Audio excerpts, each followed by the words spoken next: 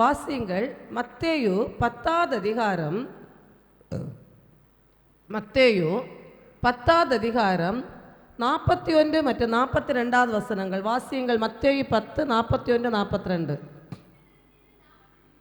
தீர்க்கதரிசி என்ற நாமத்தின் நிமித்தம் தீர்க்கதரிசியை ஏற்றுக்கொள்ளுகிறவன் தீர்க்கதரிசிக்கு ஏற்ற பலனை அடைவான்.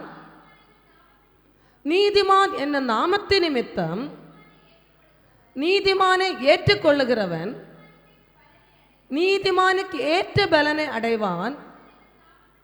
சீஷன் என்ற நாமத்தின் நிமித்தம் இந்த சிறியரில் ஒருவனுக்கு ஒரு கலசம் தண்ணீர் மாத்திரம் குடிக்க கொடுக்கிறவனும் தன் பலனை அடையாமற் போகான் என்று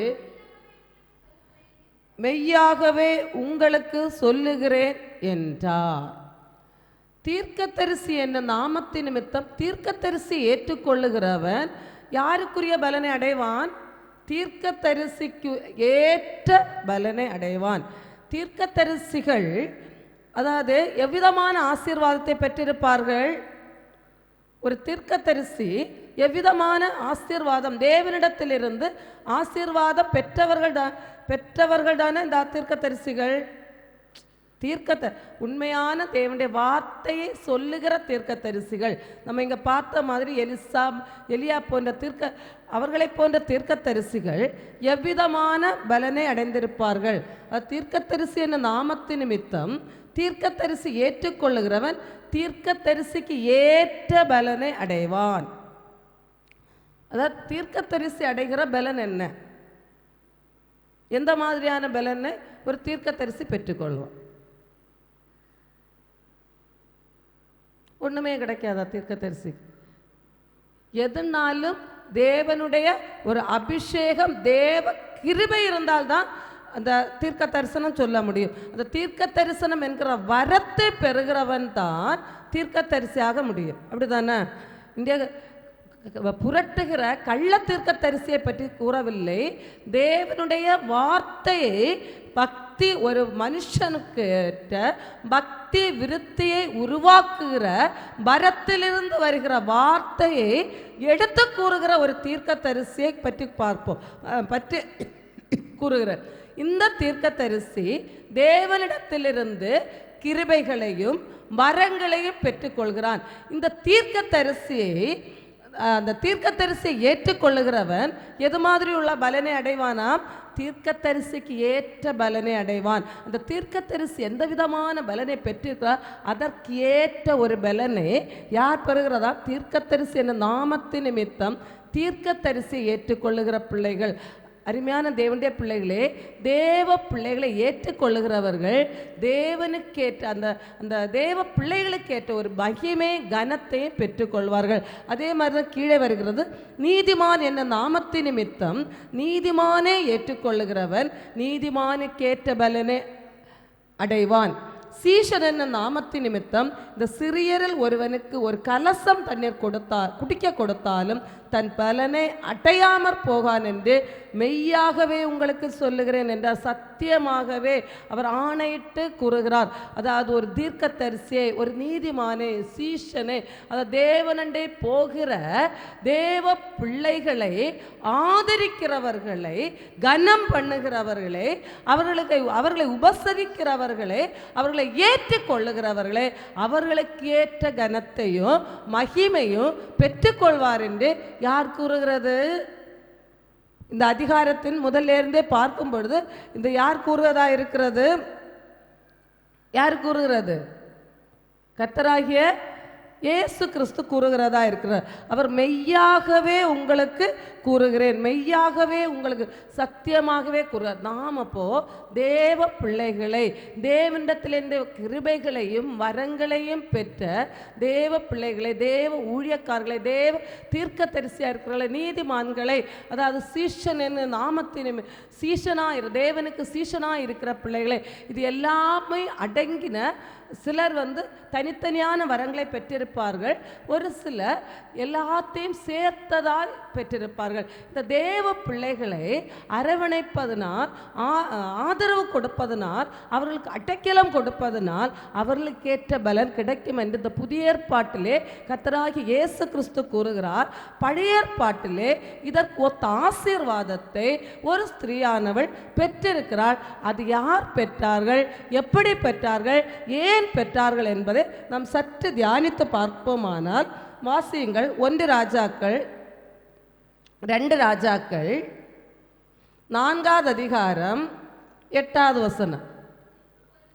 பின்பு ஒரு நாள் எலிசா சூனேமுக்கு போயிருக்கும் போது அங்கே இருந்த கனம் பொருந்திய ஒரு ஸ்திரீ அவனை போஜனம் பண்ண வருந்தி கேட்டுக்கொண்டாள்.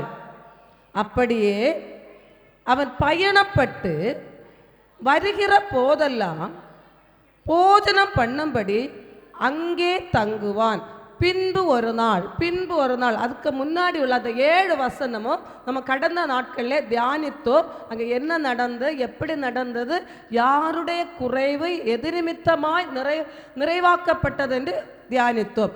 அந்த 8வது இருந்து பார்க்க, பின்பு அதற்கு பின்பு எலிசா அவ்விடமிட்டு புறப்பட்டு எங்கே போகிறார்?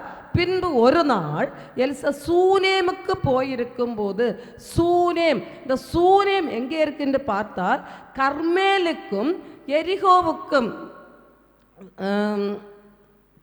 இந்த இடைப்பட்டதான ஒரு இடமாக காணப்படுகிறது. சாரிபாத் அந்த ஊருக்குமாக போகிற ஒரு இடத்திலே தான் இந்த சூனேம் காணப்படுகிறது. இந்த எலிசா இந்த ஊர்களுக்கு எப்போவுமே இந்த ஊர்களுக்கு போய் அந்த ஊழியம் செய்கிற ஒரு யார்? இந்த தீர்க்கதரிசியானவர். இந்த 2 ஊருக்கும் அப்பப்போ அவருடைய ஊழிய களமே இந்த இடத்தை தான் சுற்றி இருக்கிறது. இதுக்கு இந்த 2 ஊருக்கும் போகிற நடுக்கிலே தான் இந்த சூனேம் இருக்கிறது. எப்பொழுது அங்கே போனாலும் இந்த சூனேமை கடந்து தான் போவார், இந்த பக்கம் போனாலும் சூனேமை கடந்து தான் போவார்கள். இப்படியாக இந்த சூனேமை கடந்து போகும் பொழுது அங்கே ஒரு ஸ்திரீ இருக்கிறாள். அங்கே சூனேமுக்கு போயிருக்கும் போது அங்கே இந்த கனம் பொருந்திய ஒரு ஸ்திரீ, கனம் பொருந்தின ஒரு ஸ்திரீ, அந்த ஸ்திரீயை பற்றி தான் நாம் பார்க்கிறோம். கனம் பொருந்தின ஸ்திரீ. அந்நாட்களிலே கனம் பொருந்தின ஸ்திரீ என்று யாரை குறிப்பிடுவார்கள் என்றால், அந்த நாட்களில் இருக்கிற வசதி படைத்த ஸ்திரீகளையும், அதாவது கொஞ்சம் எல்லாத்துலேயும் ஒரு வசதியானி முதிர் வயதுள்ளவர்களே தான் என்ன என்று சொல்லுவாங்க? கனம் பொருந்தின ஸ்திரீ. அதாவது வயதான வசதியான முதிர் வயதுள்ள ஸ்திரீயை தான் என்னென்னு சொல்லுவாங்க? கனம் பொருந்தின ஸ்திரீ என்று சொல்லுவார்கள். இந்த சூனேம் என்னும் பகுதியிலே இந்த கனம் பொருந்தின ஒரு ஸ்திரீ இருக்கிறார். நம்ம அவங்கள சூனேமியாள்னே வைத்து கொள்ளுவோம். இந்த ஸ்திரீ அங்கே இருந்த கனம் பொருந்தின ஒரு ஸ்திரீ அவனே போஜனம் பண்ண வருந்தி கேட்டுக்கொண்டாள். அவனே போஜனம் பண்ண யாரை? எலிசா. எலிசா யாரு? தீர்க்கதரிசி. எந்த தீர்க்கதரிசியிடம் இருந்து வந்த ஒரு ஆளு? எலியா தீர்க்கதரிசி. ஒரு மகா பெரிய ஒரு தீர்க்கதரிசியாக எலியா தீர்க்கதரிசிக்கு சீஷனாக இருந்து வந்ததுதான் எலிசா தீர்க்கதரிசி.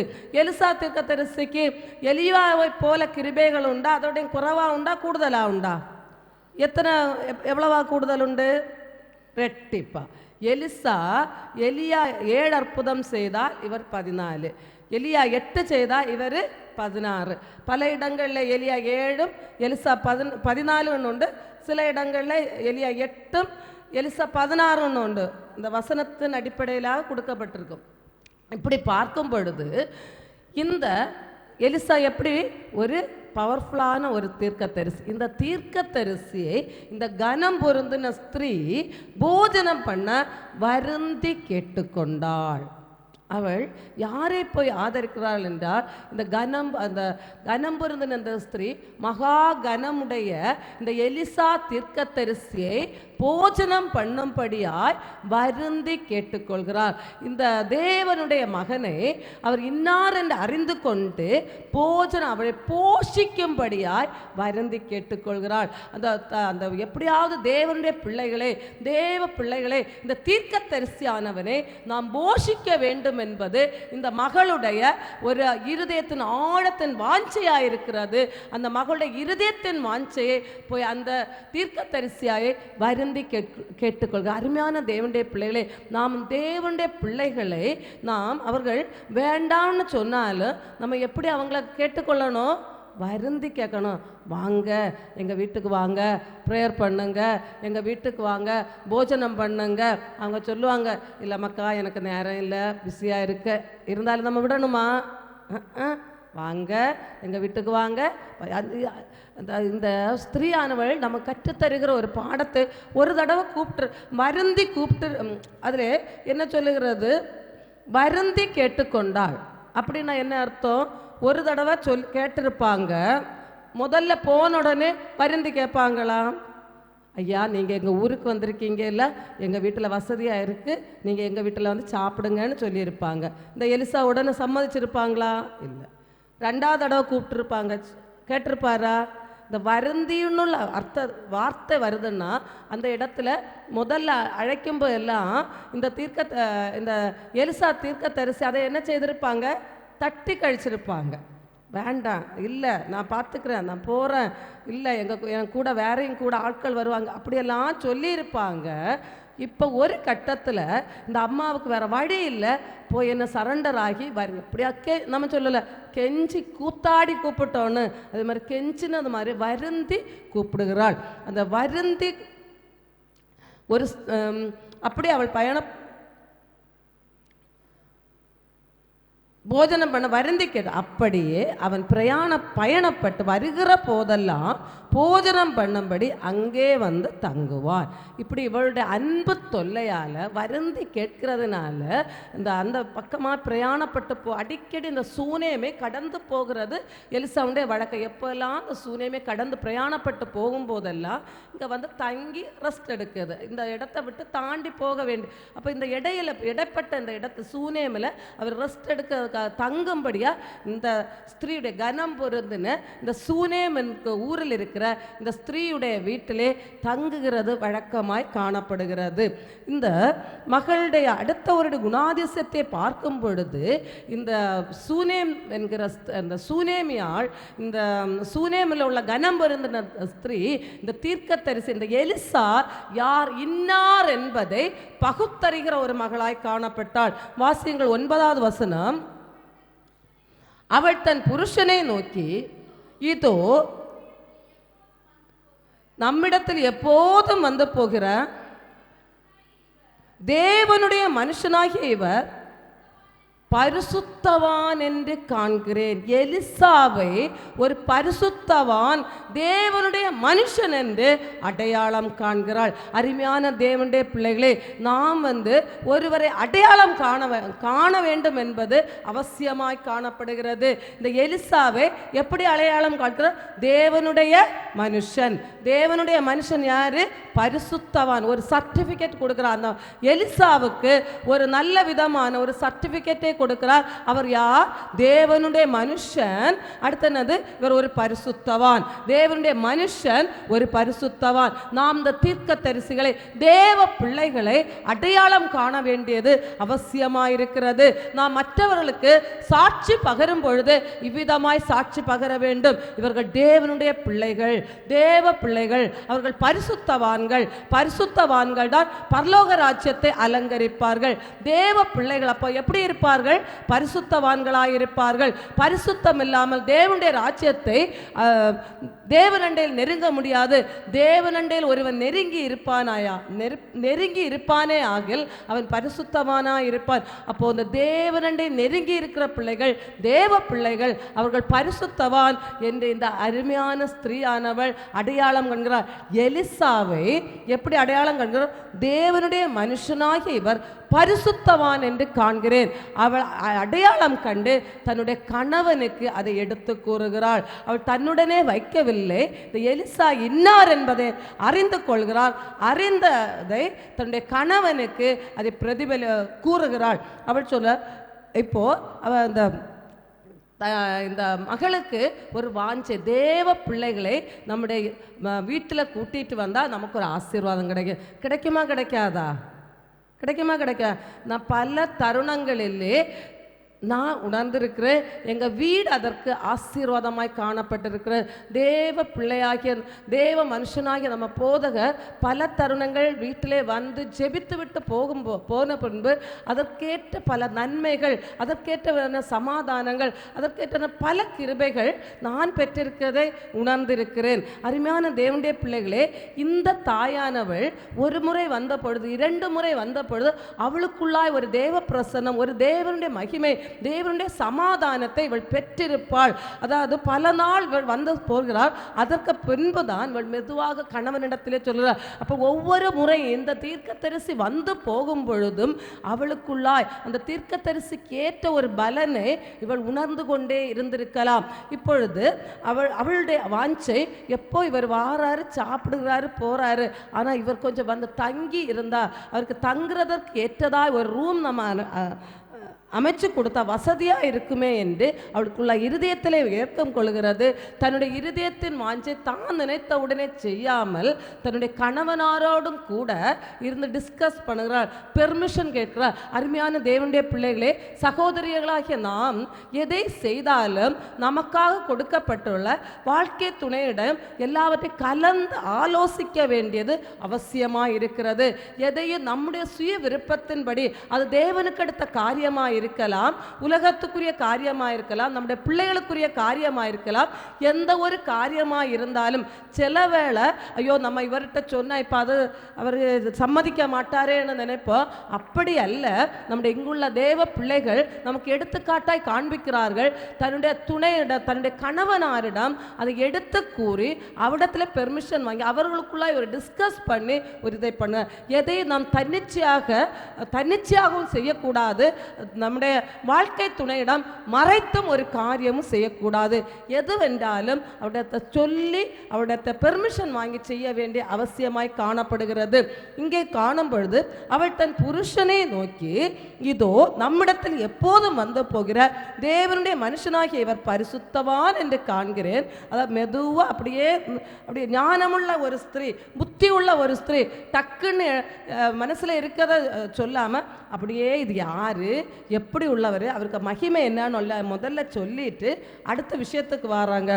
நான் மெத்தையின் மேல் ஒரு சிறிய அறை வீட்டை கட்டி, மெத்தையின் மேலுன்னா என்னது, நம்ம படுக்க மெத்தை இல்லையா, மாடியில் நம்ம வேற வெளி டிஸ்ட்ரிக்டில் எல்லாம் போனால் மாடியை அப்படி தான் சொல்லுவாங்க, மச்சுன்னு சொல்லுவாங்க, மெத்தைன்னெல்லாம் சொல்லுவாங்க. நம்ம ஊரில் தான் என்னது மெத்தை சொல்லுது. இது நம்ம கன்னியாகுமரி பாஷைக்கும் வெளி மாவட்ட பாஷைக்கும் நிறைய வேறுபாடுகள் இருக்குது. இதே மாதிரி நான் மெத்தையின் மேல் ஒரு சிறிய அறை விட்டு, அதை மாடி மேலே ஒரு சிறிய அறை விட்டு, அதை ஒரு சின்ன ரூமை கட்டி அதில் அவருக்கு ஒரு கட்டிலையும் மேஜையும் நாற்காலியையும் குத்து விளக்கையும் வைப்போம். அவர் நம்மிடத்தில் வரும்போது அங்கே தங்கலாம் என்றான். இப்போ யார்கிட்ட போய் சொல்லுது? யார்கிட்ட போய் சொல்ல? தன்னுடைய புருஷனிடத்துல. தானா எதுவும் சொல்லாமல் அவர், இந்த மனுஷன் இப்படி உள்ள தேவ மனுஷன் பரிசுத்தவான், அவருக்கு தங்கும்படி என்னைக்கு வந்து சாப்பிட்டுட்டு போகிறாரு, கொஞ்சம் படுத்து ரெஸ்ட் எடுக்க நம்ம ஒரு ரூமையும் கூட கட்டி அவருக்கு கட்டிலும் ஒரு மேஜையும் ஒரு குத்து விளக்கு லைட்டெல்லாம் ஏற்பாடு பண்ணி கொடுப்போன்னு சொல்லாங்க. இவர் செய்திருப்பாரா மாட்டாரா? செய்திருப்பார். அது செய்தார். அந்த பின்னாடி வார இதில் இருக்கும். அவன் ஒரு நாள் அவன் அங்கே வந்து அந்த அறை வீட்டிலே தங்கி, அப்போ அறை வீடு கட்டப்பட்டதா இல்லையா? கட்டப்பட்ட அறை வீட்டிலே தங்கி அங்கே படுத்து கொண்டிருந்தோம். இந்த எலிசா தீர்க்கதரிசிக்கு இப்போ என்னாச்சு, நம்ம சும்மா போயிட்டு இருந்த இடத்துல ஒரு ஸ்திரீ வந்து நம்மளை சாப்பிட கூப்பிடுவாங்க. சாப்பிட்டுட்டு போகலான்னு பார்த்தா, இப்போ சாப்பிட்ட ஒரு நாள் 2 நாள் சாப்பிட வாரோம். இப்போ நமக்காக என்ன செய்யாங்க, நம்ம ரெஸ்ட் எடுக்கும்படியாய் நமக்கு அழகாய் ஒரு ரூமெல்லாம் கட்டி அவ்வளவாய் நம்மளை இப்படியாய் போஷித்து நமக்கு ஒரு பாதுகாப்பையும் தந்து அழகாய் நம்மளை நடத்துகிறார்கள், இவர்களுக்கு ஏதாகிலும் செய்ய வேண்டும் என்று அந்த தீர்க்கதரிசி, அந்த எலிசா தீர்க்கதரிசியுடைய இருதயம் பூரிக்கிறது, ஒரு ஆர்வம் கொள்கிறார். அதுதான் ஒரு தீர்க்கதரிசியை நாம் போஷிக்கும் பொழுது, ஒரு தீர்க்கதரிசிக்கு நாம் ஏதாவது செய்யும் பொழுது அந்த தீர்க்கதரிசிக்கு ஏற்ற பலனை நாம் அடைவோம். அந்த தீர்க்கதரிசி அது தேவ பிள்ளைகள், தேவனுடைய அன்பை பெற்றவர்களாய் இருப்பார்கள், பரிசுத்தவான்கள், பரிசுத்தத்தோடு இருப்பார்கள். அந்த தேவ அன்பு நிறைந்த பிள்ளைகள். நமக்கு ஒருத்தர் ஏதாவது செய்தால் நாம் ஏதாவது நன்மைகளை செய்ய வேண்டும் என்று தேவ அன்புள்ள பிள்ளைகளாய் காணப்படுகிறார்கள். இவர்களுக்கு நம்ம என்னைக்கும் வந்து போயிட்டே இருக்கும், இவங்களுக்கு ஏதாவது செய்யணும், இந்த அம்மாவுக்கு, இந்த குடும்பத்துக்கு நம்ம எதையாகிலும் செய்ய வேண்டும் என்று ஆர்வம் கொள்ளுகிறார். ஆர்வம் கொண்டு போய் அந்த எலிசாவுக்கு ஒரு எடுபடி உண்டு, கையாள் உண்டு. எலியாவோட அசிஸ்டண்ட் யாரு? எலிசாவுக்கு ஒரு அசிஸ்டண்ட் உண்டு, அது யாரு? கேயாசி. இந்த கேயாசை கூப்பிட்டு கேட்காங்க, நீ போய் அந்த அம்மாவிடத்துல கேளு, உங்களுக்கு நான் எதையாகிலும் செய்ய வேண்டியது உண்டா? அப்போ வாசியங்கள் 12வது வசனம். அவன் தன் வேலைக்காரனாகிய கேயாசியை நோக்கி, இந்த சூனேமியாளை அழைத்து கொண்டு வா என்றான். அவளை அழைத்து கொண்டு வந்தான். அவள் அவனுக்கு முன்பாக நின்றாள். அவன் கேயாசை பார்த்து, இதோ இப்படிப்பட்ட சகல சலக்கரணையோடும் எங்களை விசாரித்து வருகிறாயே, உனக்கு நான் என்ன செய்ய வேண்டும்? உனக்கு நான் என்ன செய்ய வேண்டும்? இப்போ அந்த இடத்துல நம்மளை கொண்டு வச்சுப்போம். இப்போ நம்ம வீட்டில் வந்து நம்ம போதகராக இருக்கட்டும், நம்ம நல்லா வருந்தி கூப்பிட்டு, பாஸ்டர் ஒரு நாள் எங்கள் வீட்டுக்கு வாங்க வாங்கன்னு சொல்லி அவர் வந்தார், போஜனம் பண்ணினார், சந்தோஷமாக இருந்துட்டு அவர் சொல்ல, மக்களை உங்கள் வீட்டுக்கு என்னது எசப்பா ஒரு ஏதாவது ஒரு ஆசீர்வாதத்தை தரணும்னு சொல்லுவார், உங்களுக்கு இப்போ என்ன வேணும் கேளுங்கன்னு கேட்டால் நீங்கள் என்ன சொல்லுவீங்க? என்ன சொல்லுவீங்க? சொல்லுங்க. ஒன்றும் கேட்க மாட்டீங்களா? கேட்பீங்களா கேட்க மாட்டீங்களா?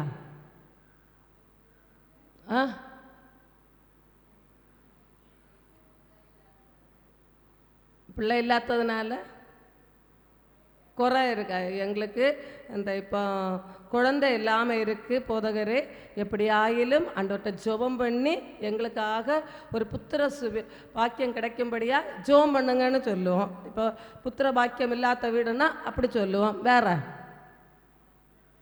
கடன் பிரச்சனையாக இருக்க ஒரு வீடுன்னா என்ன சொல்லுவாங்க? பாஸ்டர் எங்கள் வீட்டில் இவ்வளோ கடன், இவ்வளோ லட்சத்துக்கு வட்டி கடமே இருக்குது, ஒன்று ஜெபத்தில் வச்சுக்கோங்க, அதை கடன் தீர்ந்தா நல்லா இருக்கும். வேற ஒன்றும் வேண்டாம் பாஸ்டர், நாங்கள் நல்லா தான் இருக்கோம் அப்படி சொல்லுவோமா? நாங்கள் நல்ல திருப்தியாக இருக்கோம் பாஸ்டர், எங்களுக்கு ஒன்றும் வேண்டாம், நீங்கள் வந்துட்டு போனாலே போதும் அப்படி சொல்லுவோமா? இதுதான் இந்த சூனேமியாள். எல்லாவற்றிலும் நிறைவோடு காணப்படுகிறாள். இந்த மனுஷன் இவ்வளோ நாள் வந்த பிறகு அநேக நாள் தங்கினார் என்று ஒரு நாள் கூட தன்னுடைய குறைவை அந்த மனுஷனுக்கு முன்பாய் தெரிவிக்காத ஒரு ஸ்திரீயாய் காணப்படுகிறாள். அதாவது தான் அந்த ஒரு தீர்க்கதரிசியை ஆதரிப்பது நிமித்தம் தீர்க்கதரிசியிடத்திலிருந்து எதையும் எதிர்பார்க்கவில்லை. எதிர்பாராமல் தேவனுடைய பிள்ளையை ஆதரிக்கிற ஒரு மகளாய் காணப்படுகிறாள். இதுதான் அதோட இது. எதையும் எதிர்பாராமல் தேவனுக்கு, தேவ பிள்ளைகளை தேவனுக்கு பொதுவாக தேவன் பிரியப்படும்படியாக, தேவனை பிரியப்படுத்தும்படியாக எதையுமே அந்த தீர்க்கதரிசிகளின் நிமித்தம் எதிர்பாராமல் செய்கிற ஒரு மகளாய் இருந்தாள். இந்த மகளுக்கு என்ன குறைவு காணப்படுகிறது என்று சொன்னால், வாசியங்கள் 14வது வசனம். அவளுக்கு செய்ய வேண்டியது என்னவென்று கேயாசி அவன் கேட்டதற்கு அவளுக்கு பிள்ளை இல்லை, அவள் புருஷனும் பெரிய வயதுள்ளவன் என்றான். அவளுக்கு இப்ப என்ன இல்லை? பிள்ளை. அவன் புருஷன் எப்படி இருக்கான்? வயதுள்ள. நான் முதல்ல சொன்ன கனம் பொருந்திய ஸ்திரீன்னா என்ன அர்த்தம்? வசதி படைத்த வயதுள்ள ஸ்திரீ. அப்போ இந்த ஸ்திரீ எப்படி இருப்பாங்க? முதிர் வயதுள்ளவர்களாக இருப்பாள். இவருடைய கணவனும் முதிர் வயது.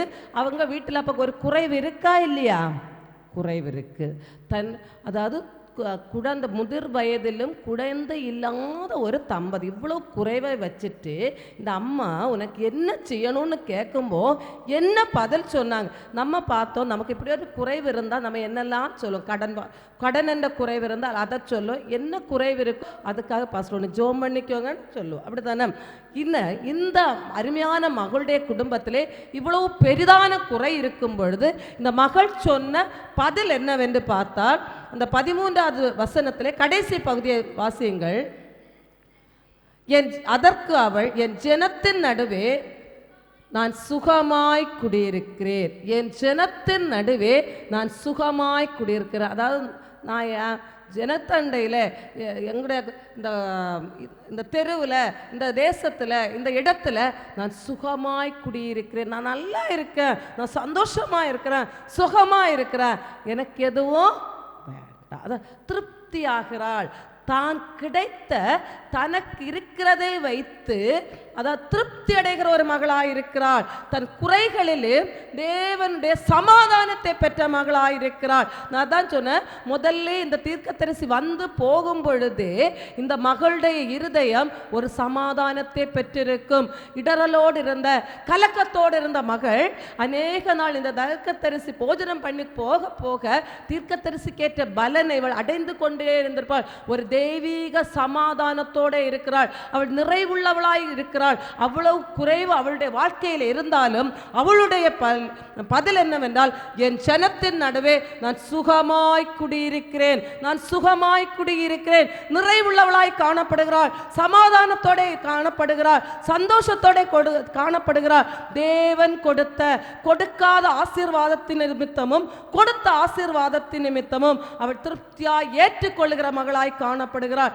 எது தன்னிடத்தில் இல்லையோ அதை குறித்து கவலைப்படாமல் அவள் திருப்தியாயிருப்பதை, சமாதானமாயிருப்பதை இங்கே வெளிப்படுத்துகிறாள். தேவன், அதாவது நான் இவ்வளவு நாள் உங்களுக்கு போஜனம் பண்ணினேன், போஜனம் தந்தேன், தங்க இடம் தந்தேன், அதுக்கு இந்த தீர்க்கதரிசி எப்படியாவது தேவனிடத்தில் இந்த ஜெபம் பண்ணி ஏதாவது எனக்கு வாங்கி தர வேண்டும் என்று இந்த எதிர்பார்ப்பு எதுவும் இல்லாதபடிக்கு தேவ பிள்ளைகளை கனப்படுத்தி போஷித்து உபசரித்து தேவனிடத்திலிருந்து பிரியத்தை பெற்றுக்கொள்ளுகிறார். நம்ம இன்னைக்கு நம்முடைய பிள்ளைகளை யாராவது டெய்லி ஒரு ரொம்ப ஸ்நேகமாக பார்க்காங்கன்னு வச்சுக்கோங்களேன். நம்ம பிள்ளைகளை ஸ்கூலுக்கு விடுற இடத்துல ஆனாலும் சரி, ஏதோ ஒரு விதத்தில் நம்ம பிள்ளைகளை ரொம்ப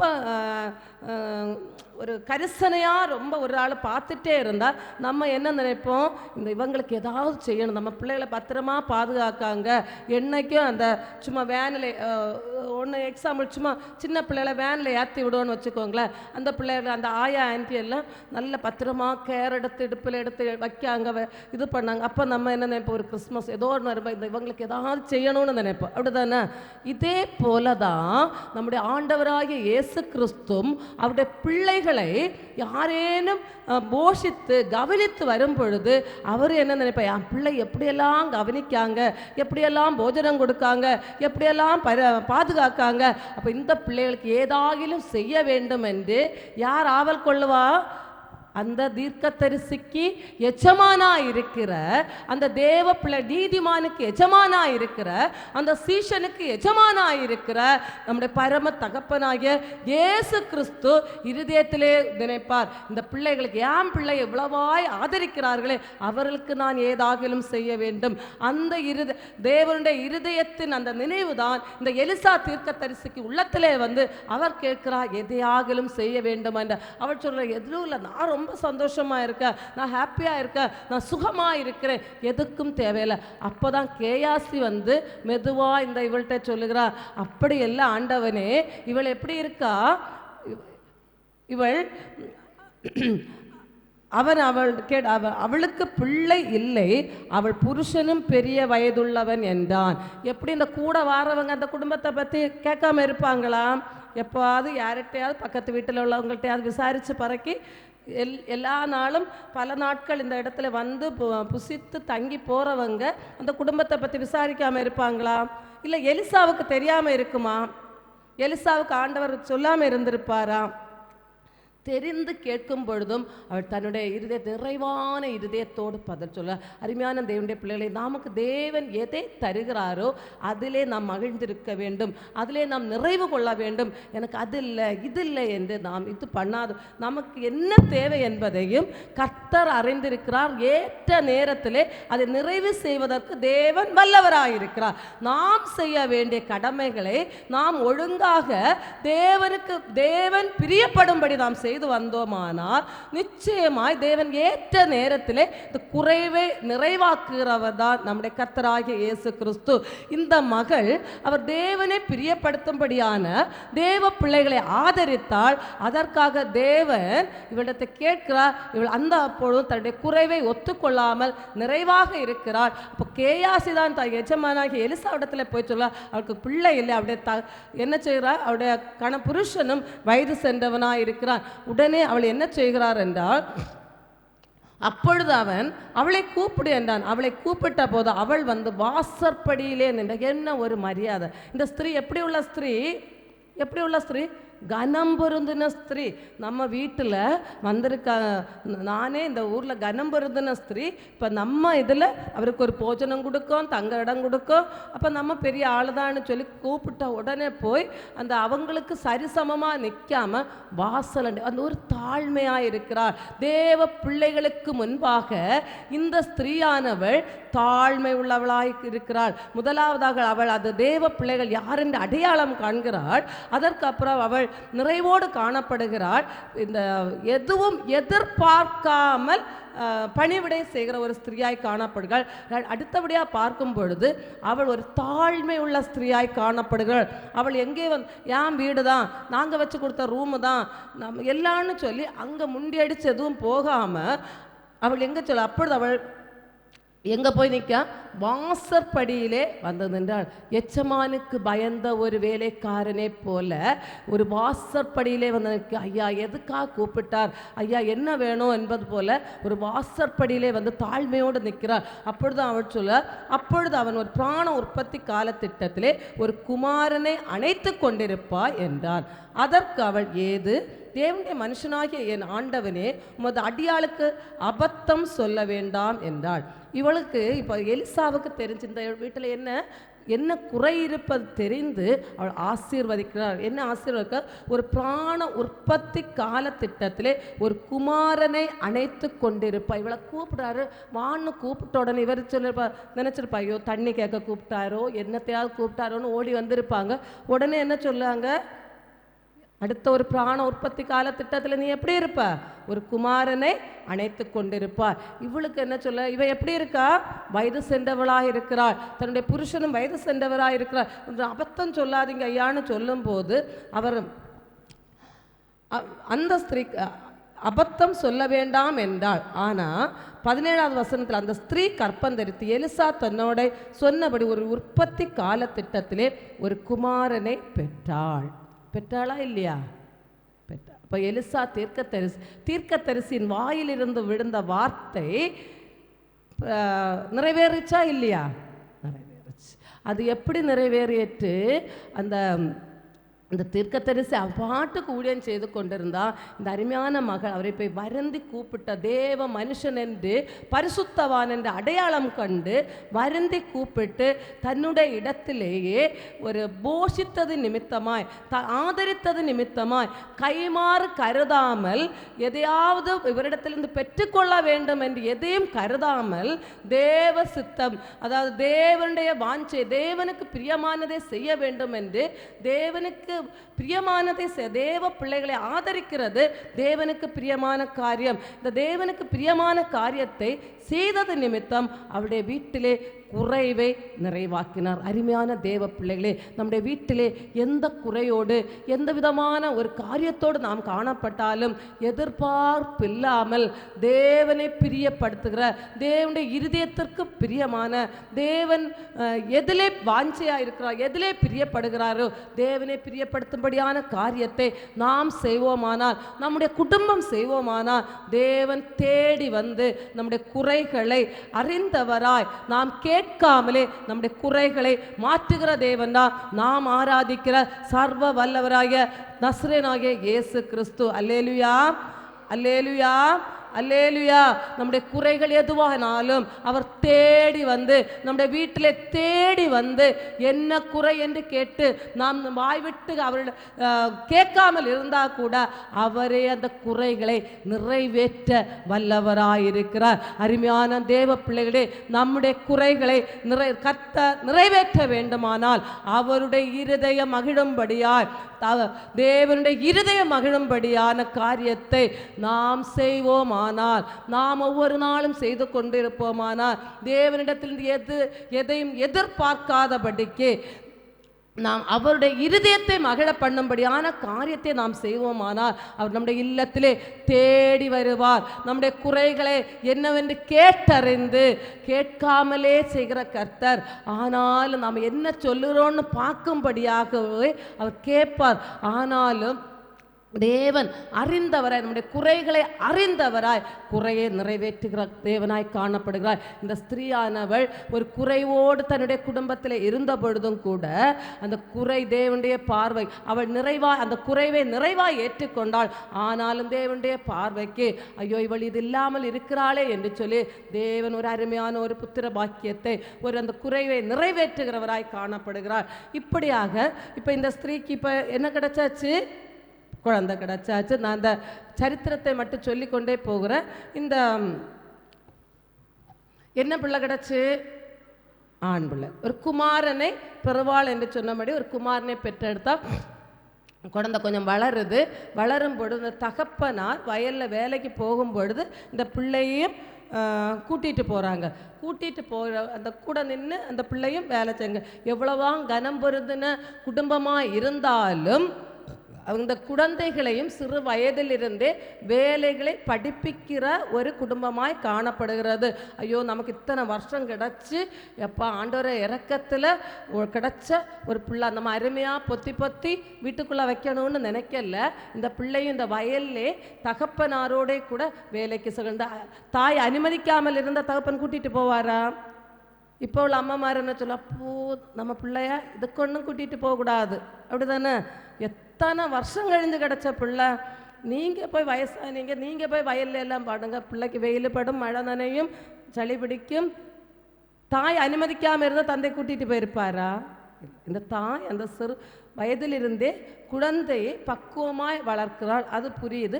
இந்த வயலில் வேலை செய்துட்டு இருக்கும்போது இப்போ இந்த பிள்ளை சொல்லி என்னுடைய தலை நோவுகிறது, அதாவது தலை வலிக்குதப்பான்னு சொல்ல, இவர் என்ன செய்துட்டாரு, வேலைக்காரனோட இவர் போய் இந்த பிள்ளைய அம்மாட்ட விட்டுட்டு வாங்கன்னு வேலைக்காரர்களிடத்துல இந்த பிள்ளைய அனுப்பி விடுவாங்க. இப்படி இருக்குமா? இந்த பிள்ளைய கொண்டு வந்து வேலைக்காரர்கள் அம்மா இடத்துல கொண்டு கொடுக்காங்க.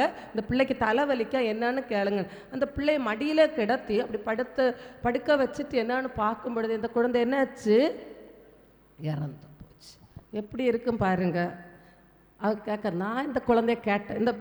இந்த அம்மா அண்டோட கேட்டிருந்தேன், எனக்கு பிள்ளை வேணும்னு கேட்டிருந்தேன். அவர் வந்தார், குழந்தைய தந்தார். லாஸ்ட்ல இப்போ என்னாச்சு? இந்த இடத்துல நம்ம இருந்தால் எப்படி இருப்போம்? அருமையாய் வருஷத்துக்கு அப்புறமாய் கிடைத்த பிள்ளை ஒரு பதறுவோமா இல்லையா? பதறும். ஆனால் வசனம் என்ன சொல்லுக்கு? விசுவாசிக்கிறவன் பதறான், விசுவாசிக்கிறவன் பதறான். இந்த ஸ்திரீயானவள் விசுவாசித்தாள். தேவன் தனக்கு இந்த ஆசீர்வாதத்தை கொடுத்ததுண்டானால் இந்த ஆசீர்வாதத்தை தேவன் எனக்கு பூரணமாய் தருவார், நடுவில் எடுத்துக்கொள்ள மாட்டார் என்பதை இந்த ஸ்திரீயானவள் பூரணமாய் விசுவாசித்தாள். அந்த விசுவாசத்தின் பிரதிபலனாக அவள் பதறவில்லை.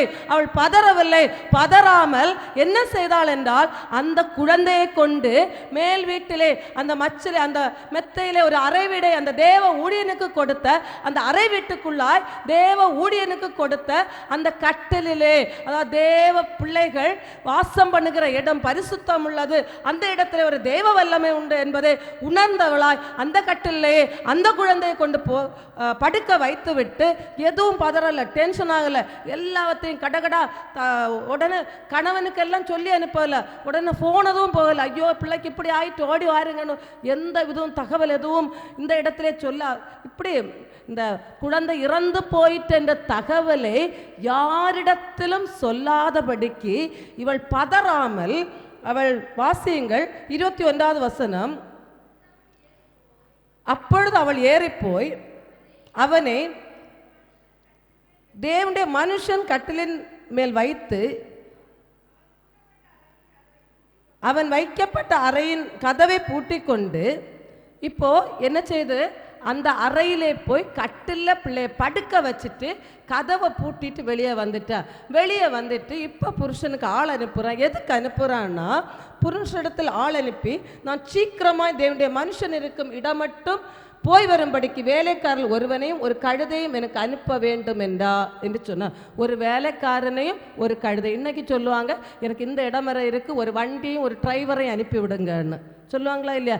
அதே போல தான் சொல்லாங்க, ஒரு வேலைக்காரனையும் ஒரு கழுதையும் அனுப்பிவிடுங்க. இவன் சொல்ல, இப்போ போய் தேவனுடைய மனுஷனை பார்க்கணும், எதுக்கு சொல்ல? இப்போ இது ஒரு அமாவாசையும் அல்ல, ஓய்வு நாளும் அல்ல, எதற்காக தேவனுடைய மனுஷனை பார்க்க வேண்டும்னு சொல்லான்னு கேட்டான். அவன் சொல்ல, அப்போ அதெல்லாம் இருக்கட்டும், ஓய்வு நாளும் இல்லை, அமாவாசையும் இல்லை, நான் சொல்லுற கேளுங்க, எனக்கு இவ்வளவுத்தே அனுப்பிவிடுங்கன்னு சொல்லிட்டு இந்த வேலைக்காரனையும் கூட்டிட்டு என்ன செய்யா, இந்த கழுதையின் மேலே வச்சுட்டு அப்படின்னு சொல்லி எங்கேயும் நிற்கக்கூடாது. தேவனிடத்திலிருந்து ஒரு காரியத்தை பெற்றுக்கொள்ள வேண்டுமானால் எந்த இடத்துல நிற்கக்கூடாது. நம்ம எதை நோக்கி ஓடுகிறோமோ அதை நோக்கி ஓட வேண்டும். அந்த வசனத்தில் சொல்லுகிறது, 24வது வசனத்தை வாசியுங்கள். கழுதையின் மேல் சேணம் வைத்து ஏறி தன் வேலைக்காரனை நோக்கி, இதை ஓட்டிக்கொண்டு போ, நான் உனக்கு சொன்னால் ஒழிய போகிற வழியில் எங்கும் ஓட்டத்தை நிறுத்தாதே என்று சொல்லி புறப்பட்டு அப்படின்னு சொல்லி புறப்பட்டு அங்கே கர்மேலுக்கு கிட்ட வரும்பொழுதே எலிசா பார்க்கிறாள். எலிசா பார்த்த உடனே சொல்ல, அந்த தீர்க்கதரிசியுடைய அந்த சூனேமில் உள்ள ஸ்திரீயானவள் ஓடி வருகிறாள், என்னன்னு கேளுங்கன்னு. அப்போ அந்த வேலைக்காரன் வருகிறான், அந்த கேயாசி வருகிறான். கேயாசிட்ட அந்த எலிசா கோலை கொண்டு வடுக்க, நீ எங்கேயும் இல்லாத போய் அந்த பிள்ளைக்கு மேலே வையின்னு. அப்போ என்னாச்சு, பிள்ளை உயிர் பெற்று வந்ததா? இல்லை. உடனே என்ன செய்கிறாங்க, இந்த எலிசாவே திருப்பி வந்து இந்த நீங்கள் வீட்டில் போய் வாசித்து பாருங்கள், அந்த கதை அப்படியே இருக்கும். கதையெல்லாம் சம்பவங்கள். திருப்பி அந்த எலிசாவே திருப்பி வந்து அந்த வீட்டிலே போய் அந்த குழந்தைக்கு மேலாக இவர் தன்னுடைய சுவாசத்தை அதில் வச்சுட்டு படுத்து கொண்டு அவர் அந்த கதவை பூட்டுகிறார். இப்போ குழந்தையும் எலிசாவும் மட்டும்தான் இருக்காங்க. வாசியுங்கள், அதை மட்டும் வாசியுங்கள். வாசியுங்கள். கிட்டே போய் தன் வாய் பிள்ளையின் வாயின் மேலும் தன் கண்கள் அவனுடைய கண்கள் மேலும் தன் உள்ளங்கைகள் அவன் உள்ளங்கைகளின் மேலும் படியாக அவன் மேல் குப்புற படுத்து கொண்டான். அப்பொழுது பிள்ளையின் உடல் அனல் கொண்டது. வாசியுங்கள். 36வது வசனத்தை வாசியுங்கள்.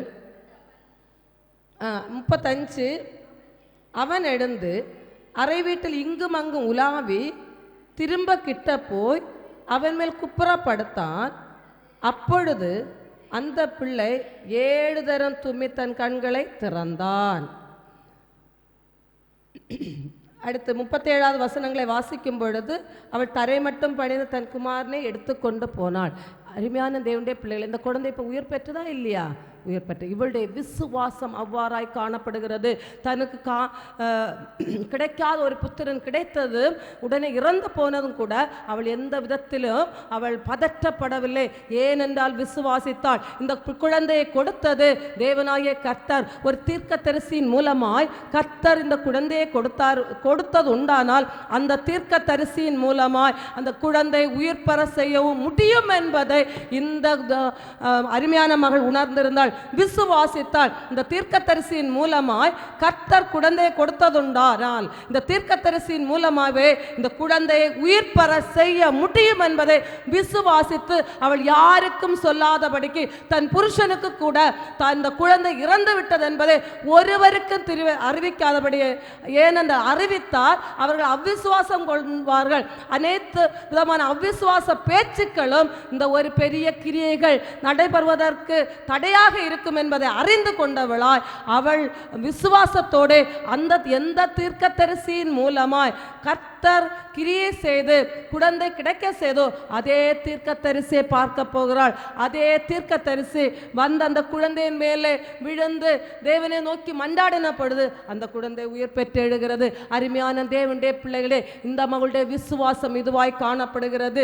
ஒரு தீர்க்கதரிசியை நாம் ஆதரித்தது உண்மை. அந்த தீர்க்கதரிசி நிமித்தமாய் நமக்கு ஒரு ஆசீர்வாதம் கிடைத்தது. அந்த ஆசீர்வாதம் எடுபட்டு போனாலும் அந்த தீர்க்கதரிசியின் மூலமாய் அதை நமக்கு திரும்ப கொண்டு வருவதற்கு தேவன் வல்லவராய் இருக்கிறார் என்பதை உணர்ந்தவளாய் விசுவாசித்தவளாய் பதறாதபடிக்கு அவள் அந்த இறந்த குழந்தைக்கு அடக்க ஆராதனை ஒழுங்கு பண்ணாதபடிக்கு 4 பேரிடம் சொல்லாதபடிக்கு அவள் விசுவாசத்தோடு தீர்க்கதரிசியை நாடி போகிறாள். தீர்க்கதரிசியின் நிமித்தமாய் கர்த்தர் கிரியை இவளுடைய விசுவாசத்தை கண்டு கிரியை செய்து இவளுடைய இந்த சாவுக்கு ஏதுவான மரணத்துக்கு ஏதுவான பாடுகள் வந்த பொழுது கர்த்தர் அந்த இடத்திலேயே ஒரு பெரிய அற்புதத்தை செய்தார். அருமையான தேவ பிள்ளைகளே, நம்மிடத்திலே குறைவு காணப்படலாம். அநேக குறைவு, அநேக தேவைகள், அநேக பாடுகள் இருக்கலாம். ஆனால் தேவனை மாத்திரம் ஒவ்வொரு நாளும் பிரியப்படுத்தி அவரை நோக்கி பார்த்து கொண்டிருக்கும்போது அவர் தேடி வந்து நம்முடைய குறைவை நிறைவேற்றுகிறவராய் காணப்படுகிறார். அந்த குறைவு நிறைவேற்றப்பட்டு சந்தோஷமாயிருக்கும் பொழுது ஒவ்வொரு அந்த சந்தோஷத்தின் நிமித்தமாக அந்த குறைவை நிறைவேற்றின இடத்திலே அந்த இடத்திலே ஒரு சோதனை, அந்த ஒரு இடத்திலே மீண்டும் ஒரு பாடு, இந்த மரணத்துக்கு ஏதுவான பாடுகள் வரும் பொழுது எந்த விதத்திலே மனம் தளராதபடிக்கு விசுவாசத்தை காத்து கொள்ள வேண்டும். அந்த இடங்களிலே பதறாதபடிக்கு நாம் விசுவாசத்தை காத்து கொள்வோமானால் மரணத்துக்கு ஏதுவான பாடு வந்தாலும் அந்த இடத்திலே தேவன் நம்முடைய விசுவாசத்தை பலப்படுத்தி மரணத்தை ஜெயிக்கிறதற்கு ஒரு கிருபையை, தயவை, மரணத்தை அந்த பாடை நீக்குவதற்கு வல்லவராய் காணப்படுவார். அடுத்தபடியாக இந்த மகளுடைய காரியத்தை நாம் பார்க்கும் பொழுது வாசியங்கள் 2 ராஜாக்கள் 8வது அதிகாரம் 1வது வசனம். எலிசா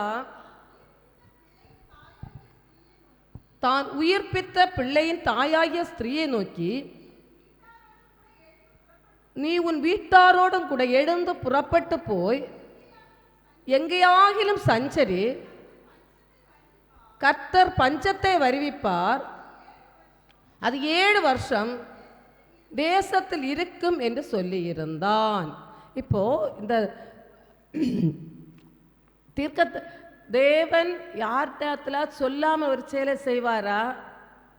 அவருடைய தீர்க்கத்தை பிள்ளைகள், தேவ பிள்ளைகளிடத்திலே நடக்க போகிறதை எல்லாமே முன்குறித்து சொல்லுகிறவர் தான் நம்முடைய அருமையான நமக்கு அன்புக்குரிய தகப்பன். அவர் நமக்கு ஒரு தீர்க்க தரிசனமாய் ஒரு வார்த்தை வருகிறது என்றால் நம்முடைய பக்தி விருத்தி உருவாகும்படியாய் நாம் அந்த ஆபத்திலேயே சிக்கிக்கொள்ளாதபடிக்கு, அந்த ஆபத்திலே அந்த ஆபத்தின் கண்ணிலே நாம் பெட்டு விடாதபடிக்கு தேவ பிள்ளைகள் மூலமாய் கர்த்தர் தீர்க்க தரிசனமாய் சில வார்த்தைகளை நமக்கு வைப்பார். அப்படி என்றால் அதற்கு நாம் பயப்பட்டு அந்த பாடு நமக்கு வராமல் இருக்கும்படியா தேவனிடத்தில் பாதத்தை பற்றி பிடிக்கும்படியா முன்னாகவே அறிவிப்பார். நினிவேக்கு ஆபத்து வரும் பொழுது யார் மூலமாக எச்சரித்தார்?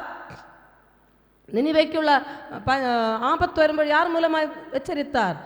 யோனா மூலமாக எச்சரித்தார். அந்த ஜனங்கள் கதர்ன உடனே கர்த்தர் அந்த பாடை மாற்றி போட்டார். தேவன் நேசிக்கிற பிள்ளைகளுக்கு தேவன் யார் மூலம்? தேவ பிள்ளைகள் மூலமாய் நமக்கு வார்த்தைகளை வைப்பார்.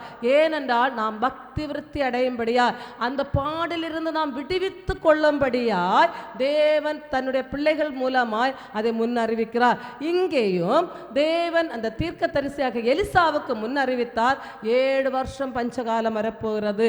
அந்த பஞ்சகாலத்திலே தேவனுடைய பிள்ளையை ஆதரித்த இந்த அருமையான குடும்பம் அந்த பஞ்சத்திலே சிக்கி கொள்ளக்கூடாது, அந்த பெரிய கொடிய துன்பத்திலே சிக்கி மாண்டு போயிடக்கூடாது என்று அன்பு வைத்து தேவன் இந்த தீர்க்க தரிசி மூலமாய் இந்த மகளுக்கு எச்சரிக்கிறார். அதாவது எலிசா தான் உயிர்ப்பித்த பிள்ளையின் தாயாகிய ஸ்திரீயை நோக்கி, நீ உன் வீட்டாரோடையும் கூட எழுந்து புறப்பட்டு போய் எங்கேயாகிலும் சஞ்சரி, கர்த்தர் பஞ்சத்தை வருவிப்பார், அது 7 வருஷம் இருக்கும் என்று சொல்லி இருந்தான். இவன் என்ன நினைச்சிருப்பா? 7 வருஷம் பஞ்சம் வந்தா என்ன, நானே கனம் பொருந்தின ஸ்திரீ, இந்த இடத்துல எப்படி இருக்கேன், சுகமாக இருக்கிற, செழிப்பாக இருக்கிற, வசதியாக இருக்கிற, எது வந்தாலும் பார்த்துக்கலாம், அந்த என்னை எதுவும் செய்ய முடியாது என்று தன்னிச்சையாய் சிந்தியாமல் தன்னுடைய பணபலத்தையோ தன்னுடைய செல்வ பலத்தையோ தன்னுடைய குடும்பத்தின் செழிப்புகளையோ நம்பி இருக்காமல் தேவ பிள்ளையுடைய வார்த்தைக்கு கீழ்ப்படுகிறாள். அப்படி அடுத்த ஒரு குணாதிசயம் என்னவென்றால் கீழ்ப்படிதல் உள்ள மகளாய் காணப்படுகிறாள். அவள் தாழ்மை உள்ள பிள்ளையாக காணப்படுகிறாள். அவள் விசுவாசிக்கிற பிள்ளையாய் காணப்படுகிறாள். இங்கே பார்க்கும் பொழுது அவள் கீழ்ப்படிதல் உள்ள மகளாய் காணப்படுகிறாள். வாசியுங்கள் 2வது வசனம். அந்த ஸ்திரீ எழுந்து தேவனுடைய மனுஷன் சொன்ன வார்த்தையின்படி செய்து தன் வீட்டாரோடும் கூட புறப்பட்டு பெலிஸ்தியரின் தேசத்தில் போய் 7 வருஷம் சஞ்சரித்தாள். அந்த ஸ்திரீ எழுந்து தேவனுடைய மனுஷன் சொன்ன வார்த்தையின்படி செய்து, தேவனுடைய மனுஷன் சொன்ன வார்த்தையின்படி என்ன செய்தாள். செய்து அந்த தேவ மனுஷனுக்கு கொடுத்த கனம், அந்த மனுஷனுடைய வாயிலிருந்த வார்த்தைக்கு கொடுத்த கனம், தான் கனம் பொருந்தினவளாக இருந்தாலும் தான் சுயமாக எதுவும் சொல்லாதபடி தேவ பிள்ளையுடைய வாயிலிருந்து வருகிற வார்த்தைக்கு கனம் கொடுத்தவளாய் கீழ்ப்படுகிறாள். அந்த வார்த்தை நிமித்தம் அவள் எழுந்து புறப்பட்டு எங்கே போய் 7 வருஷம் சஞ்சரிக்கிறாள், பெலிஸ்தியரின் தேசத்திலே போய் சஞ்சரிக்க. அங்கே தேவ மனுஷன் இந்த இடத்துல போன்னு சொல்லலை, அவர் எங்கே சொல்ல, எங்கேயாகிலும் போய், அந்த முதல் வசனத்தில் இருக்கிறது, எங்கேயாகிலும் சஞ்சரி, எங்கேனாலும் போ, இங்கே மட்டும் இருக்காது. அப்போ என்ன அர்த்தம், எல்லா இடமும் நல்லா தான் இருக்கும், இந்த இடம் எப்படி இருக்கும், பஞ்சமரி, எங்கேயாகிலும் போய் சஞ்சரி. இந்த இடம்னு பர்டிகுலராக சொல்லலை, அவர் பெலிஸ்தியரின் தேசத்திலே போய் சஞ்சரிக்கிறாள். 7 வருஷம் தாண்டி வரும் பொழுது இவளுக்கு இருந்த நிலமும் பொருளும் குலமும் கோத்திரம் அந்த வீடு எல்லாமே எடுத்துக்கொள்ளப்பட்டிருக்கிறது. எல்லாமே எடுத்துக்கொண்டு இங்கே வரும்போது ஒன்றுமே இல்லாமல் காணப்படுகிறார். அப்போ போய் இந்த ராஜாவிடத்திலே போய் முறையிடுகிறாள். வாசியுங்கள் 3வது வசனத்தில் வாசிங்க. 7 வருஷம் சென்ற பின்பு அவள் பெலிஸ்தியரின் தேசத்தை விட்டு திரும்ப வந்து தன் வீட்டுக்காகவும் தன் வயலுக்காகவும் ராஜாவினிடத்தில் முறையிடும்படி போனாள். எதுக்கெல்லாம், தன் வீட்டுக்காகவும் தன் வயலுக்காகவும் ராஜாவிடத்திலே முறையிடும்படி போனாள். ராஜாவிடத்திலே முறையிடும்படியாய் செல்லுகிறாள். அப்பொழுது அந்த ராஜாவிடத்தில் ஒரு சம்பவம் நடந்துகிட்டே இருக்கு. இந்த ராஜா இந்த எலிசா தீர்க்கதரிசிக்க அசிஸ்டண்ட் யாரு, கேயாசி. இந்த கேயாசியை கூப்பிட்டு வச்சு விசாரிக்காரு, இந்த உங்களுடைய எஜமானாகிய எலிசா என்னெல்லாம் செய்தார், தேசத்தில் என்னெல்லாம் அற்புதங்கள் செய்தார், அடையாளங்கள் செய்தாருன்னெல்லாம் அங்கே விசாரிச்சுட்டே இருக்கார். அப்போ இந்த கேயாசி இந்த எலிசா செய்த ஒவ்வொன்றையாக சொல்லிக்கொண்டே இருக்கும்போது தான் இந்த இப்படி ஒரு மகள் இருந்தால், அவங்க வீட்டுக்கு போனால் பிள்ளை இல்லாமல் பிள்ளை இருந்து ஒரு நாள் அந்த பிள்ளைக்கு என்னது தலைவலி காணப்பட்டு இறந்து போனால் அந்த பிள்ளையை நாங்கள் உயிரோடு இந்த எங்களுடைய எஜமானாகிய எலிசா தீர்க்கதரிசி தேவனுடைய கிருபையால் உயிரோடு எழுப்பினார்ன்றெல்லாம் இந்த கதைகளை எல்லாம் சொல்லிகிட்டே இருக்காரு. யாரை பற்றி, எலிசாவை பற்றி சொல்லிகிட்டே இருக்கிற இடத்துல யாருடைய கதையும் வருது, இந்த ஸ்திரீயுடைய மகன் உயிர் பெற்று வந்த கதையும் ஓடிட்டே இருக்கிற நேரம்தான் நம்ம ஆள் அங்கே என்றாக அங்கே இந்த சம்பவம் நடந்துகிட்டே இருக்குது. அப்போ தான் இந்த ஸ்திரீ எதுக்கு போகிறா, தன்னுடைய வீட்டையும் தன்னுடைய வயலையும் திருப்பி கொள்ளும்படியாக ராஜாவிடத்தில் முறையிடும்படியாக இங்கே போகிறா. அந்த நேரம் தான் ராஜாவிடத்தில் என்ன சொல்லிட்டு இருக்காங்க, கேயாசி பேசி கொண்டிருக்கா. கேயாசி சொல்லுங்க, சரியா போச்சு ராஜாவே, நீ நம்புங்க, நான் சொன்னேன் தானே ஒரு ஸ்திரீயை பற்றி, அவள் தான் இதாக வந்திருக்கா, இந்த ஸ்திரீயோட மகன் தான் இறந்து போன மகனை இந்த ஸ்திரீயுடைய மகனை தான் உயிர் பெற செய்தோம் என்று அந்த கேயாசி சொல்லுகிறார். வாசியுங்கள் 5வது வசனத்தை வாசியுங்கள். செத்து போனவனை உயிர்ப்பித்தார் என்பதை அவன் ராஜாவுக்கு அறிவிக்கிற போது இதோ அவன் உயிர்ப்பித்த பிள்ளையின் தாயாகி அந்த ஸ்திரீ வந்து தன் வீட்டுக்காகவும் தன் வயலுக்காகவும் ராஜாவிடத்தில் முறையிட்டாள். அப்பொழுது கேயாசி, ராஜாவாகிய என் ஆண்டவரே, இவள்தான் அந்த ஸ்திரீ, எலிசா உயிர்ப்பித்த இவளுடைய குமாரன் இவன் தான் என்றாள். ராஜா அந்த ஸ்திரீயை கேட்டதற்கு அவள் அதை அவனுக்கு விவரித்து சொன்னாள். அப்பொழுது ராஜா அவளுக்கு ஒரு பிரதானியை நியமித்து அவளுக்கு உண்டானது எல்லாவற்றையும் அவன் தேசத்தை விட்டு போன நாள் முதல் இதுவரைக்கும் உண்டான அந்த வயலின் வருமானம் அனைத்தையும் அவளுக்கு கிடைக்கும்படி செய் என்றாள். இப்போ இந்த ஸ்திரீ இடத்துல ராஜா கேங்க, இவன் சொல்லுவதெல்லாம் உண்மைதானான்னு. உண்மையான்னு கேட்க, ஆமாம் ராஜாவே, இதெல்லாம் தான் உண்மை, இப்படியெல்லாம் நடந்தணும். உடனே இந்த ராஜாவுடைய கண்களில் தயவு கிடைத்து உடனே என்ன சொல்ல, அதற்கு ஒரு பிரதானி இவளுடைய காரியங்களை எல்லாம் விசாரிக்கும்படியாக ஒரு பிரதானியை எல்லாம் வச்சு எல்லாவற்றையும் வயலின் வருமானம் அனைத்தையும் அவளுக்கு கிடைக்கும்படி செய் என்றான். ராஜா ஆர்டர் போட்டால் நடக்குமா கிடைக்காதா? ராஜா உத்தரவு போட்டான், என்னெல்லாம் இவ இழந்து போனாலோ எல்லாவற்றையும் கிடைக்கும்படி செய் என்று உத்தரவு கொடுத்தாள். இப்போ பார்க்கும் பொழுது இவளுடைய கீழ்ப்படிதலின் நிமித்தமாய் அவள் வந்த 7 வருஷம் அந்த பஞ்சத்திலிருந்து தப்புவிக்கப்பட்டாள். அந்த பஞ்சத்து நிமித்தம் தான் இழந்து போன எல்லாவற்றையும் திரும்பவும் பெற்றுக்கொண்டாள். திரும்பவும் ராஜாவுடைய கண்களில் தயவு கிடைக்கும்படியாய் செய்து பெற்றுக்கொண்டாள். அருமையான தேவனுடைய பிள்ளைகளே, நாம் செய்ய வேண்டியது தேவனை பிரியப்படுத்துவது மாத்திரம்தான். தேவன் எந்த இடத்திலே யார் கூட பேச வேண்டும், யாருடைய கண்களெல்லாம் தயவு கிடைக்க வேண்டுமோ அவர் கிரியை செய்வார். அவள் ராஜாக்களுக்கு முன்பாய், ராஜாவுக்கு முன்பாய் அவளுடைய தலை உயர்த்தப்படுகிறது. ஒரு ராஜாவை உத்தரவு கொடுக்கும்படியா அவள் இழந்து போனதை எல்லாம் பெற்றுக்கொள்கிறார். அருமையான தேவ பிள்ளைகளே, ஒரு ராஜாவுடைய கண்களிலே தயவு கிடைக்கும்படியா இந்த நம்முடைய தேவன் இந்த மகளுக்கு கிருபை செய்தாள்.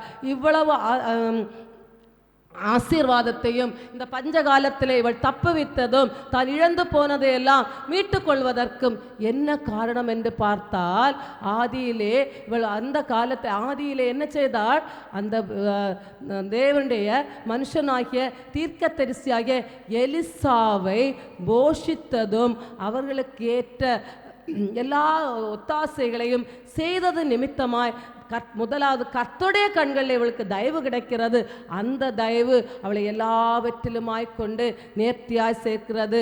முதலாவதாக அவள் தேவனுடைய இருதயத்தை பிரியப்படுத்தின போது அவளுடைய குறைவை கர்த்தராகிய இயேசு தேவ பிள்ளைகள் மூலமாய் தேடி வந்து குறைவை நிறைவேற்றுகிறார். அருமையான தேவ பிள்ளைகளே, நாம் எதற்கும் எதிர்பாராதபடிக்கு ஒவ்வொரு நாளும் நம்முடைய எஜமானனாகிய, நம்முடைய மணவாளனாகிய, நம்முடைய தலைவனாகிய, நம்முடைய அப்பாவாகிய, நம்முடைய உற்ற நண்பனாகிய இயேசுடைய இருதயத்தை நாம் பிரியப்படுத்தி கொண்டே இருப்போமானால், ஒவ்வொரு நாளும் நாம் பிரியப்படுத்தி கொண்டே இருப்போமானால் அவர் தேடி வருவார். நம்முடைய குடும்பத்திலே தேடி வருவார். நம்முடைய குடும்பத்திலே என்ன குறை என்பதை அறிந்து வந்து அவரே குறையை நிறைவேற்ற நல்ல தேவனாயிருக்கிறார். அல்லேலூயா, அல்லேலூயா, அல்லேலூயா. அதற்கு ஒரே காரணம், நாம் தேவனை பிரியப்படுத்த வேண்டும். எதையாகிலும் செய்தால், அவள் எதை செய்தால், தேவ பிள்ளைகளை உபசரித்ததன் நிமித்தமாய் தேவனுடைய இருதயத்தை பிரியப்படுத்தினாள். ஏதாகிலும் ஒரு காரியத்தின் நிமித்தம் தேவனுடைய இருதயம் மகிழும்படியாய் நாம் செய்தோமானால் அவர் நம்முடைய குறையை நிறைவேற்றுகிறவராய் காணப்படுவார். அது நிமித்தமாய் இந்த மகள் விசுவாசித்தது விசுவாசத்து நிமித்தம் அவள் மரணத்துக்கு ஏதுவான பாடு தன்னுடைய குடும்பத்திலே வந்த பொழுதும் அதை ஜெயமாய் கொண்டாள். அதே விசுவாசம் நம்மளே காணப்பட வேண்டும். மூன்றாவதாக பார்க்கும் பொழுது அவள் கீழ்ப்படிந்தவன். தேவ பிள்ளையுடைய வார்த்தை, தேவ பிள்ளை ஒரு தீர்க்க தரிசனமாய் சொன்ன வார்த்தையை கீழ்ப்படிந்தது நிமித்தம், அந்த வார்த்தைக்கு மரியாதை கொடுத்து கீழ்ப்படிந்தது நிமித்தம் வந்த பஞ்சத்திலிருந்தும் ஆபத்திலிருந்தும் அவள் காக்கப்பட்டாள். அதற்கு மேலாய் அவள் இழந்ததை அனைத்தையும் ராஜாவுடைய கண்களிலே தயவு கிடைக்கும்படி செய்து எல்லாவற்றையும் மீட்டுக்கொள்ள செய்தாள். இதற்கு எல்லாம் அடிப்படையான காரியம் என்னவென்று பார்க்குமானால், அவர் தீர்க்கதரிசியை நேசித்து, அதாவது அடைக்கலம் கொடுத்து போஷித்து தேவனுடைய இருதயத்தை பிரியப்படுத்தின ஒரே காரணம்தான். இதற்கு தான் தேவன் இயேசுவே புதிய ஏற்பாட்டிலே என்ன சொன்னாரு, என்ன வார்த்தையை சொன்னாரு, தீர்க்கதரிசிகளின் நிமித்தம், தீர்க்கதரிசியை வாசியுங்கள். மத்தேயு 10வது அதிகாரம் 41 42. மத்தேயு 10 தீர்க்கதரிசி என்ற நாமத்தின் நிமித்தம் தீர்க்கதரிசி ஏற்றுக்கொள்ளுகிறவன் தீர்க்கதரிசிக்கு ஏற்ற பலனை அடைவான். இந்த அருமையான மகள் தீர்க்கதரிசி ஏற்றுக்கொண்டது நிமித்தம் தீர்க்கதரிசிக்கு ஏற்ற பலனை அடைந்தாளா இல்லையா? அடைந்த. குறைவுகள் நிறைவேற்றப்பட்டது. அடுத்து என்னது? மரணத்துக்கு ஏதுவான பாடுகள் வந்தபோதில் அதிலே ஜெயம் கொள்ளப்பட்டது. பஞ்ச காலத்திலிருந்து தானும் தன்னுடைய குடும்பமும் மீட்கப்பட்டது. தான் இழந்து போனதை எல்லாம் ராஜாவின் கண்ணில் தயவு கிடைக்கும்படியாச்சு ஒரு தீர்க்கதரிசிக்கு ஏற்ற பலனை அடைகிறாள். இதே தான் இயேசு அன்றைக்கு பழைய ஏற்பாட்டிலே நடந்த காரியங்கள் அதை புதிய ஏற்பாட்டிலே தேவன் உறுதிப்படுத்துகிறார். இன்றைய காலகட்டத்திலும் நாம் தீர்க்கதரிசி தேவ பிள்ளைகளை, நீதிமான்களை, தீர்க்கதரிசிகளை, தேவனுடைய சீஷர்களை நாம் ஆதரித்து வந்தோமானால் அதற்கேற்ற பலனை நாமும் பெற்றுக்கொள்வோம் என்பதற்கு எந்த விதமான சந்தேகமும் இல்லை.